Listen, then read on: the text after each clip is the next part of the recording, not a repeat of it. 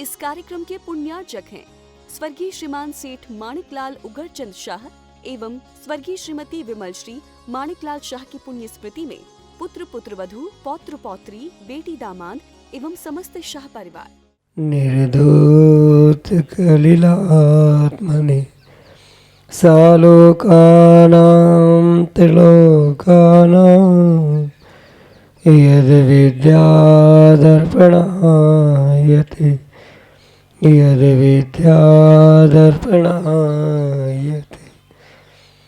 पंच परमेष्टि भगवान की परम पूज्य आचार्य भगवंत गुरुवर विशुद्ध सागर जी मुनि महाराज की परम पूज्य मुनि श्री सुप्रभ सागर जी महाराज की समीचीन विकल्पों का सम्यक समाधान, सम्यक ज्ञान की वह अनूठी विधा जो निश्चित ही हमारे मन के विकल्प को सम्यक समाधान के माध्यम से शांत करके और निराकुलता की ओर ले जाने वाली है। और वही मन की निराकुलता आत्मा का वास्तविक सुख है। ऐसे आत्म सुख की प्राप्ति की वह अनूठी विधा, समीचीन विकल्पों का सम्यक समाधान, जो कि हम सभी परम पूज्य मुनि श्री सुप्रभ सागर जी महाराज के मुखारविंद से प्रतिदिन प्राप्त कर रहे हैं। प्रारंभ करते हैं आज का सम्यक समाधान। और आज के पहले विकल्प के लिए श्री सिद्ध क्षेत्र गजपंथा नासिक महाराष्ट्र से डॉक्टर वीरेंद्र कुमार जैन महाराज श्री के श्री चरणों में बारंबार नमोस्तु निवेदित करते हुए अपना समीचीन विकल्प रख रहे हैं कि महाराज जी तीर्थंकर भगवानों के केवल ज्ञान के अलग अलग वृक्ष प्रसिद्ध हैं। तो तीर्थंकरों को उन वृक्षों के निमित्त से, उन वृक्षों के कारण केवल ज्ञान में होता है या केवल ज्ञान के निमित्त से भी वृक्ष प्रसिद्धि को प्राप्त हुए। हमारे समीचीन विकल्प का सम्यक समाधान करने की अनुकंपा करें। नमोस्तु महाराज जी, नमस्ते। ओम नमः सिद्धम। परम पूज्य आचार्य भगवान गुरुवर विशुद्ध सागर जी महाराज की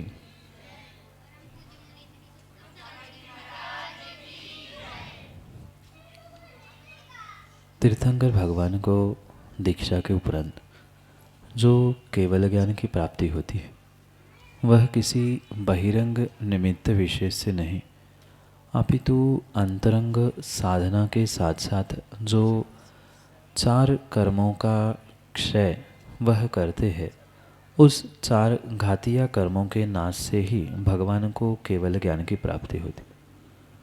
भले ही बहुत सारे बहिरंग निमित्त वहाँ पर जुड़ते हैं, केवल ज्ञान होने पर समोषण की रचना हो जाना, सौधर्म कुबेर आदि देव आकर उनकी पूजा आराधना करना, ये सब कुछ निमित्त नैमित्तिक संबंधों से कितना ही उचित, कितना ही सही क्यों न हो, पर यह अवश्य समझना होगा कि किसी बहिरंग निमित्तों से किसी भी प्रकार से भगवान को केवल ज्ञान आदि नहीं होता। केवल ज्ञान मात्र और मात्र क्रमशः जो कर्णानियों की अपेक्षा से कर्मों का क्षय होता है, कर्मों का नाश होता है, मोहिनी कर्म का 10वें गुणस्थान में नाश होते हुए 12वें गुणस्थान में पहुँचते हैं। 12वें गुणस्थान के अंत्य उपांत्य समय में शेष 3 घातिया कर्मों का नाश करते हुए जो जीव पुरुषार्थ करता है, उसके निमित्त से ही 13वां गुणस्थान संयोग केवली का अर्थात केवल ज्ञान उन तीर्थंकर भगवंतों को प्रकट होता है। और मात्र तीर्थंकरों को ही नहीं अपितु जितने भी भगवंतों को, अरिहंतों को केवल ज्ञान प्रकट होता है वह मात्र और मात्र अपने अंतरंग ध्यान साधना कर्मों की क्षपणा आदि आदि के निमित्त से होता है, अन्य किसी बहिरंग क्रिया से नहीं होता है। इसलिए जो केवल ज्ञान के निमित्त से विशेष वृक्ष आदि आदि का व्याख्यान प्राप्त होता है, वहाँ ये अवश्य समझे कि वहाँ मात्र और मात्र ये निमित्त नैमित्तिक संबंध हुआ करता है कि तीर्थंकर भगवान नियोग से उस वृक्ष के नीचे बैठ गए, वहाँ ध्यान साधना करते करते केवल ज्ञान प्रकट हो गया और उस केवल ज्ञान के निमित्त से वह वृक्ष विशेषता को प्राप्त होता है। वृक्ष की विशेषता से किसी तीर्थंकर भगवान आदि को केवल ज्ञान नहीं होता, ये स्पष्ट रूप से समझे। अगर वृक्षों के नीचे बैठने से भगवानों को केवल ज्ञान हो रहा है तो कोई भी व्यक्ति जाकर वहाँ बैठ जाए तो सबको केवल ज्ञान होना चाहिए। व्यक्ति नहीं, कोई भी मुनिराज वहाँ बैठ जाए तो सभी मुनिराजों को फिर केवल ज्ञान होना चाहिए। कर्मों का या तपस्या का कोई महत्व ही वहाँ नहीं शेष रहेगा। इसलिए ये अवश्य समझे, जो भी भगवंतों को, अरिहंतों को केवल ज्ञान आदि प्रकट होता है वह वृक्ष आदि के निमित्त से नहीं, अपितु उनके अंतरंग साधना तपस्या इसके माध्यम से जो कर्मों की क्षपणा वो करते हैं, उस कर्मों की क्षपणा करते समय ये निमित्त नैमित्तिक संबंध ऐसे जुड़ जाते हैं कि वे इसी वृक्ष के नीचे बैठ गए और उस वृक्ष के नीचे बैठकर ध्यान की अतल गहराइयों पे जैसे ही पहुँचते हैं, 3 कर्मों का नाश होते ही 12वें गुणस्थान से 13वें गुणस्थान में प्रकट 13वें गुणस्थान को प्राप्त करते हैं, तुरंत ही उन्हें केवल ज्ञान प्रकट हो जाता है। ये वृक्ष आदि आदि स्थान क्षेत्र आदि सबका मात्र निमित्त नैमित्तिक संबंध होता है। बहिरंग कारणों से केवल ज्ञान प्रकट नहीं होता, अंतरंग साधना कर्मों की क्षपणा आदि से ही वह केवल ज्ञान प्रकट होता है। मात्र उपचार से कहा जाता है कि इस वृक्ष के नीचे हुआ, क्योंकि वह स्थान वही था, ऐसा नियोग हुआ करता है। यही आपके लिए सम्यक समझ।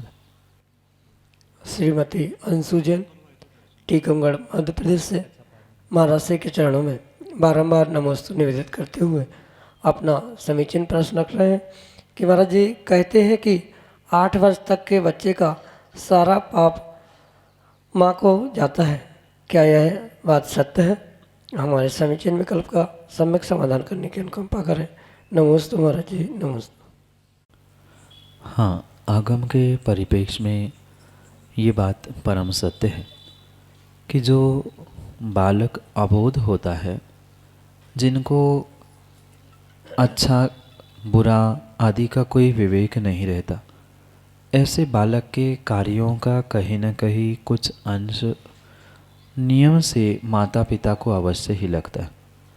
क्योंकि 8 वर्ष तक उस बालक को सम्यक प्राप्ति की शक्ति नहीं है, विवेक पूर्ण रूप से जागृत नहीं है। इसी कारण से ये बात हमारे आचार्यों ने प्रस्तावित की है या समझाने का प्रयास किया है कि 8 वर्ष की उम्र तक जो भी वह बालक करता है, क्योंकि माता पिता उसके पालन पोषण करने वाले होते हैं, विवेक उसके पास नहीं है, विवेक माता पिता के पास हुआ करता है।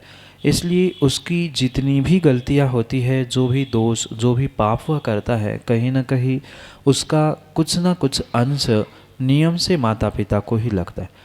मात्र बच्चों का ही नहीं, ऐसा कहा भी जाता है कि जो घर में अन्य भी पालतू जानवर आदि होते हैं, उनके निमित्त से भी जो भी पुण्य पाप होता है, अच्छा बुरा कार्य होता है, उसका भी कहीं न कहीं कुछ अंश फल माता पिता या घर में रहने वाले सदस्यों को अवश्य ही लगता है। इसलिए ये ध्यान रखें कि बच्चे जब तक 8 वर्ष के पूर्ण नहीं होते तब तक उसकी देखभाल करना, उनको विवेक सिखाना, क्या करना क्या नहीं करना, ये पूर्ण रूप से विवेक माता पिताओं का ही हुआ करता है।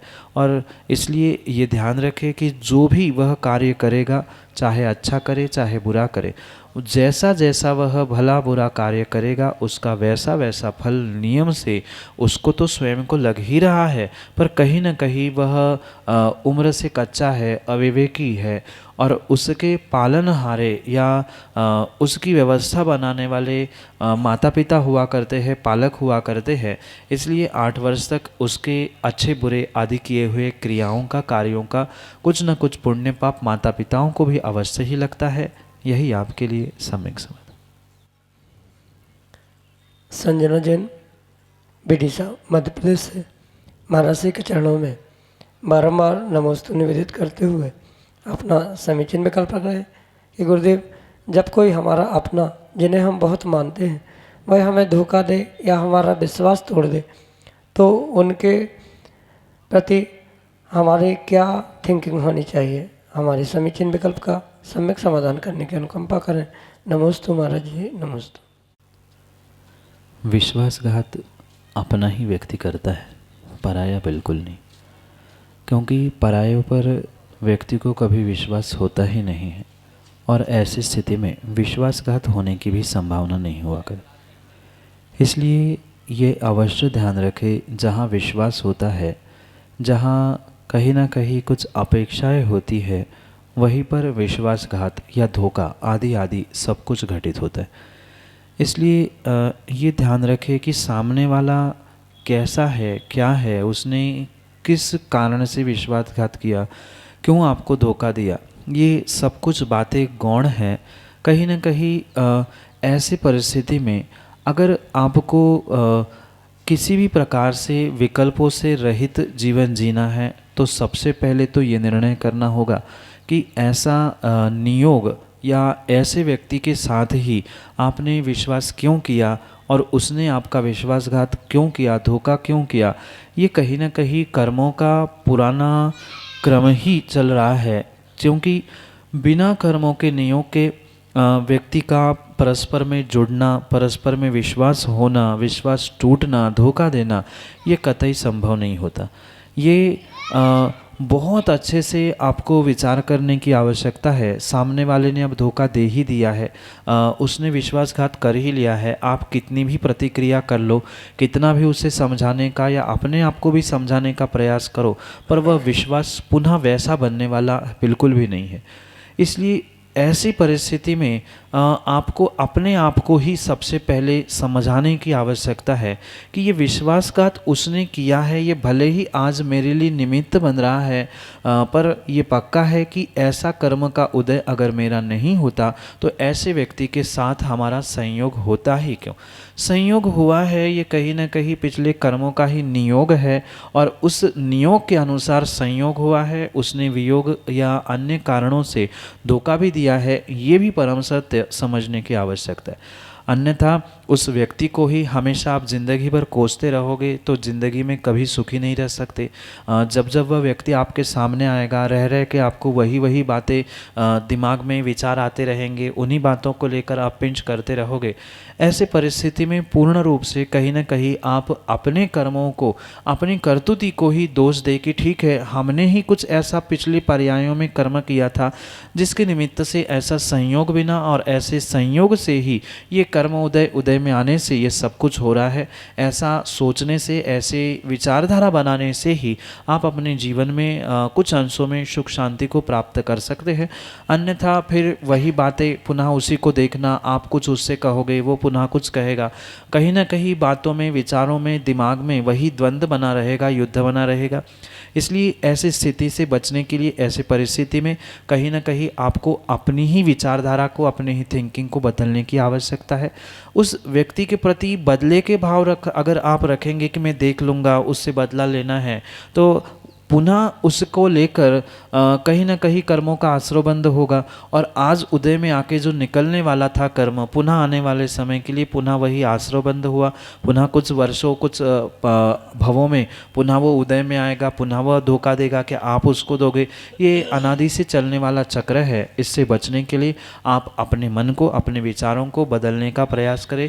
ऐसा अगर कर्म का उदय मेरा नहीं होता तो हमारे साथ ही ऐसा क्यों होता, बाकी सब तो बहुत अच्छे हैं, सबने सबके साथ अच्छा किया, मैंने सबके साथ अच्छा किया, पर कहीं ना कहीं कर्म का ऐसा नियोग ही था, ऐसा वह निमित्त बन के मात्र सामने आया है। गलती उसकी नहीं है, हमारे ही पिछले कर्मों की, कर्तुति की गलती है। ये समझते हुए अगर अपने मन को, अपने विचारों को शांत करने का प्रयास किया जाए तो उस विश्वासघात करने वाले, धोखा देने वाले व्यक्ति के प्रति आप कुछ ना कुछ शांत परिणाम रखते हुए उसे क्षमा कर सकते हो, और तभी आपके जीवन में सुख समृद्धि होगी, अन्यथा नहीं। यही आपके लिए सम्यक समाधान। अनुजैन बानपुर, मध्य उत्तर प्रदेश से अगले समय चिन्ह विकल्प के लिए। गुरुवर के चरणों में नमोस्तु नमोस्तु नमोस्तु। हे गुरुवर, मेरा समीचीन विकल्प यह है कि एक सम्यक दृष्टि जीव की क्या पहचान है, सम्यक समाधान कीजिए। नमोस्तु गुरुवर। सम्यक दृष्टि जीव की बहुत सारी पहचान हुआ करती है। अंतरंग, बहिरंग, परिणाम, परिणति आदि भी उस सम्यक दृष्टि जीव की सामान्य मिथ्या दृष्टि जीवों से बिल्कुल भिन्न होती है। पहली बात तो जो सामान्य रूप से सभी जीवों को पता है, सम्यक दृष्टि जीव का पूर्ण रूप से सच्चे देव, सच्चे शास्त्र और सच्चे गुरु के प्रति श्रद्धा और समर्पण इतना अकाट्य हुआ करता है कि जिसे कोई भी किसी भी प्रकार से बिल्कुल भी डगमग नहीं कर सकता या बदला नहीं करता। अगर किसी भी प्रकार से वह सम्यक दृष्टि जीव कुछ कारणों से, कुछ निमित्तों से घबराते डरते हुए दिखता है, वह उसका तात्कालिक परिणमन फिर भी हो सकता है, पर जो क्षायिक सम्यक दृष्टि होता है, पक्का सम्यक दृष्टि होता है, वह कितने भी विपरीत निमित्त क्यों ना आ जाए, पर सच्चे देवशास्त्र गुरु की श्रद्धा को कभी भी भूलता नहीं है। वर्तमान में जो बहुत सारे कसायों के निमित्त से सच्चे देवशास्त्र गुरु के प्रति जो कासायिक भाव हो जाते हैं, वह कहीं न कहीं तीव्र कसाय के उदय से होना संभव है। और जो सच्चा सम्यक दृष्टि जीव होता है, वे कितने ही कसायिक भाव क्यों ना आ जाए, पर उसका भीतर ये पक्का निर्णय होता है कि सच्चे गुरु, सच्चे शास्त्र, सच्चे देव, उनका स्वरूप बिल्कुल ऐसा ही है। यही हमारे लिए सच्चे देवशास्त्र गुरु है। ये सामान्य रूप से सच्चे देवशास्त्र गुरु के प्रति उसकी श्रद्धा तो होती ही होती है।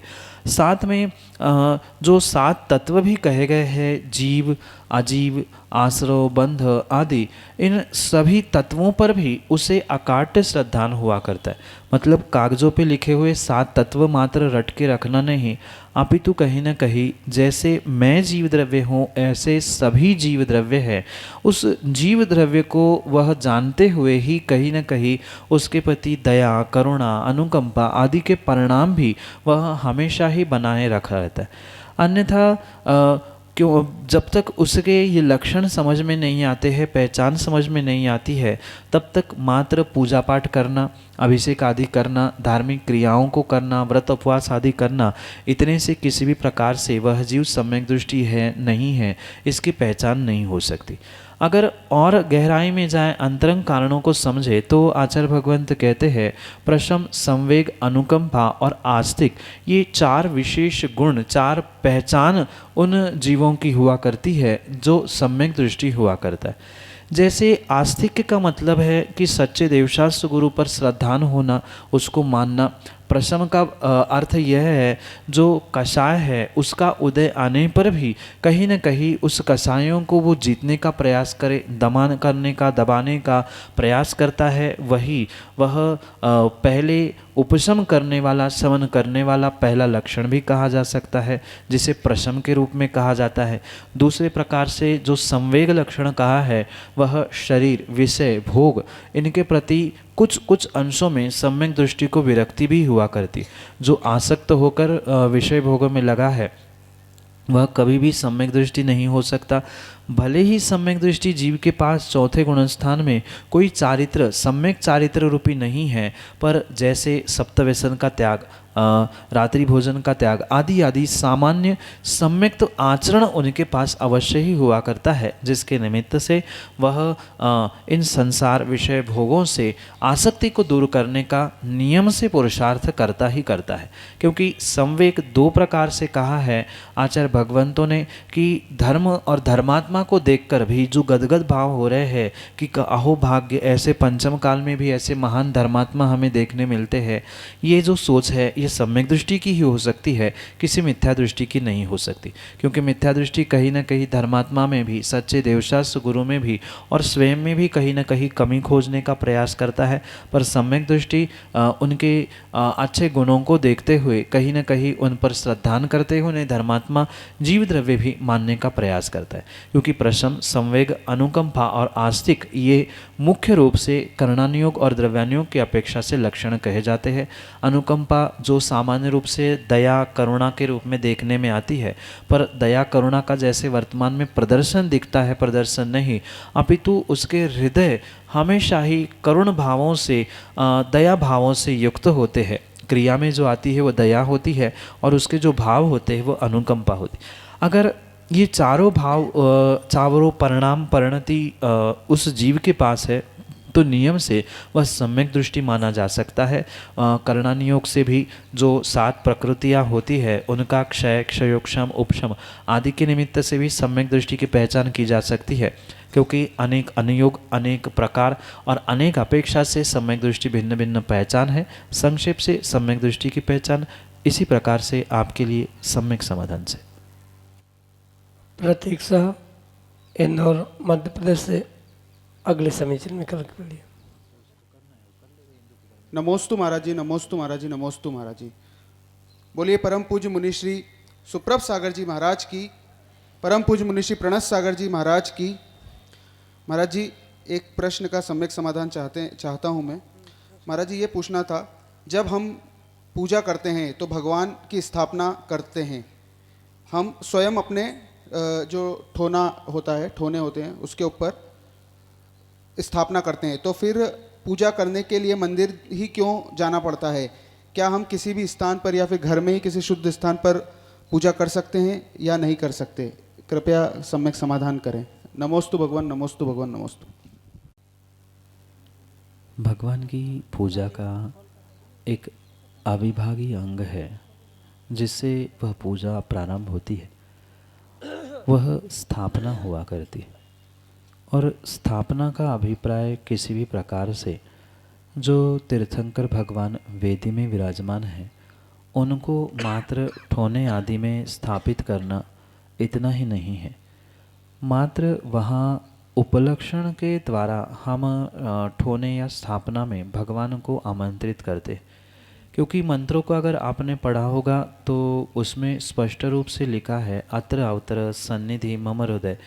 हम अपने हृदय में परमात्मा को विराजमान करते, जबकि वेदी में भगवान होने पर भी वह वेदी के भगवान कुछ दूरी पर होने से साक्षात हम अपने हृदय में ही भगवान को आमंत्रित करके स्थापित करते हुए हम भगवान की पूजा करने चाहते हैं। यही अभिप्राय उस स्थापना आदि का होता है। फिर जब हृदय में आमंत्रित कर रहे थे तो फिर ठोने की क्या आवश्यकता थी? ये भी आपका स्वाभाविक सा विकल्प हो सकता है। वहाँ मात्र सांकेतिक रूप से कि हमने परमात्मा को आमंत्रित किया है, पुनः उसका विसर्जन करते हुए उन्हें पुनः यथास्थान पहुँचाना है, यही वहाँ अभिप्राय होने से वहाँ ठोने आदि में मात्र उपचार से संकल्पना की जाती है कि हाँ, यहाँ ऐसा ऐसा यहाँ पर उपचार से हमने भगवान को आमंत्रित किया है, स्थापना की है।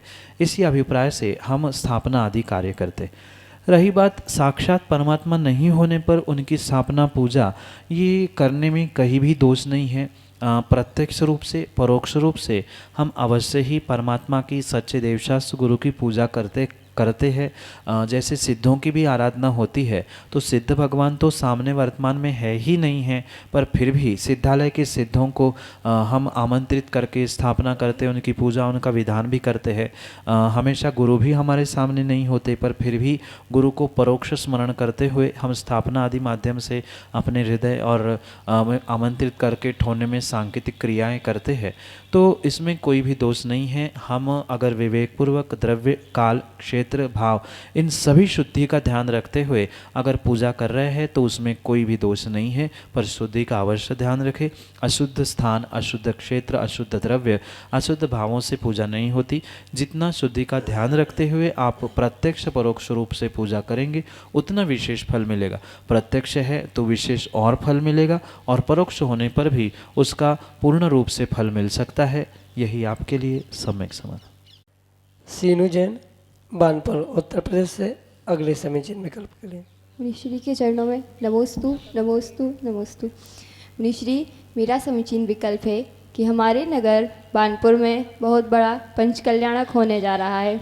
उस विधान के चलते हुए अगर कोई श्रावक सिद्ध क्षेत्र की वंदना करना चाहता है तो उसको क्या पुण्य मिलेगा और क्या उसे उस वंदना के लिए जाना चाहिए? हमारे समीचीन विकल्प का सम्यक समाधान करने की कृपा करें। नमोस्तु महाराज जी, नमोस्तु महाराज जी, नमोस्तु।